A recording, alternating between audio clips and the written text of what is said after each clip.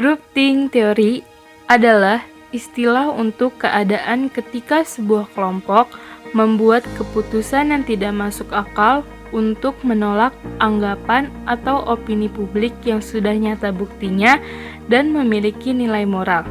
Irving Janis 1972. Lebih lanjutnya, Irving Janis menggambarkan teori groupthink ini adalah sebagai suatu kesalahan sistematis yang dilakukan oleh kelompok-kelompok ketika membuat keputusan kolektif. Jadi, dapat disimpulkan, groupthink adalah proses pengambilan keputusan yang terjadi di dalam kelompok yang kohesif, yang keputusannya tidak diambil berdasarkan rationality, melainkan untuk menjaga harmonisasi kelompok. Berikut yang akan kita bahas 3 asumsi penting yang menuntut teori. Asumsi pertama, kekompakan. Kekompakan pemikiran kelompok berhubungan dengan karakteristik kehidupan kelompok, yaitu kekompakan. Kondisi yang dalam kelompok yang mempromosikan kohesivitas tinggi. Kekompakan didefinisikan juga sebagai sejauh mana anggota kelompok bersedia untuk bekerja sama. Kohesi muncul dari sikap, nilai, dan pola perilaku kelompok. Asumsi kedua, proses penyelesaian masalah. Asumsi kedua tentang proses penyelesaian masalah dalam kelompok kecil. Hal ini biasanya merupakan suatu usaha terpadu. Ini berarti bahwa orang tidak cenderung untuk mengganggu pengambilan keputusan dalam kelompok kecil, yang berarti bahwa anggota kelompok mempertahankan masukan mereka daripada risiko penolakan. Ketika anggota menahan memasukkan mereka daripada mengemukakan pendapat mereka karena mendapatkan penolakan dari kelompok. Asumsi ketiga, karakteristik kelompok. Asumsi ketiga menggarisbawahi sifat alami pada banyak penyelesaian masalah dan kelompok yang berorientasi pada tugas yang dimiliki seseorang. Mereka biasanya kompleks. Grup ini merupakan kesamaan homogenitas atau kesamaan kelompok. Kesamaan ini adalah salah satu karakteristik yang dapat menumbuhkan pemikiran kelompok. Keputusan kelompok yang tidak serius dipertimbangkan oleh semua orang, dapat memfasilitasi pemikiran kelompok, kualitas usaha, dan kualitas pemikiran sangat penting dalam pengambilan keputusan kelompok. Faktor struktural terdapat 4 faktor.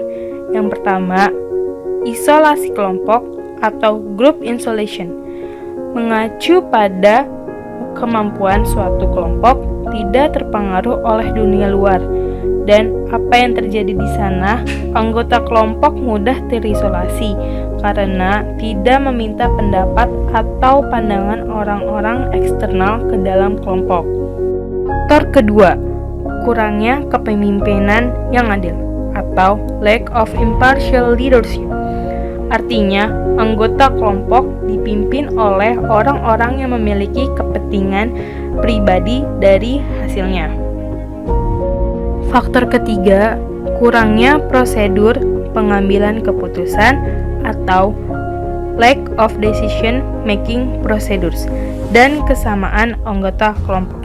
Terkadang di suatu kelompok mereka hanya mendengar suara-suara dominan atau berlanjut dengan mereka yang memilih untuk berbicara, juga hanya mengikuti pengalaman yang mereka alami di kelompok sebelumnya, sedangkan harusnya kelompok mencari tahu penyebab suatu masalah. Faktor keempat, homogenitas latar belakang anggota. Maksudnya, tanpa keragaman latar belakang dan pengalaman anggota kelompok, sulit untuk memperdebatkan masalah penting. Tekanan kelompok. Tekanan atau stres pada kelompok dipengaruhi oleh masalah-masalah sumber daya atau kejadian baik di luar maupun di dalam kelompok. Misalnya, di lingkungan kerja, si A diberi tanggal deadline untuk menyelesaikan tugasnya. Namun, ketika si A tidak bisa memenuhi permintaan atasan, maka atasan memberi tekanan internal berupa hukuman atau tuntutan tanggung jawab. Gejala pemikiran kelompok. Kondisi sebelumnya membawa kelompok untuk mencari persetujuan. Mencari persetujuan atau concurrence seeking ketika kelompok mencoba untuk mencapai konsensus dalam keputusan akhir mereka. Kelompok pemikiran cenderung menempatkan prioritas tinggi dalam mendukung pendapat satu sama lain dibanding memilih secara emosional dengan menentang setiap pendapat. Jika persetujuan melenceng, menimbulkan 3 gejala pemikiran kelompok, yaitu: pertama, penilaian yang terlalu tinggi terhadap kelompok. Kedua, pemikiran yang tertutup. Dan ketiga, tekanan terhadap keseragaman. Terdapat beberapa dampak negatif dari groupthink, seperti 1. Tidak memperkirakan tantangan dari kelompok lain. 2. Mengulangi apa yang sudah dibicarakan. 3. Opini luar dipilih secara subjektif. 4.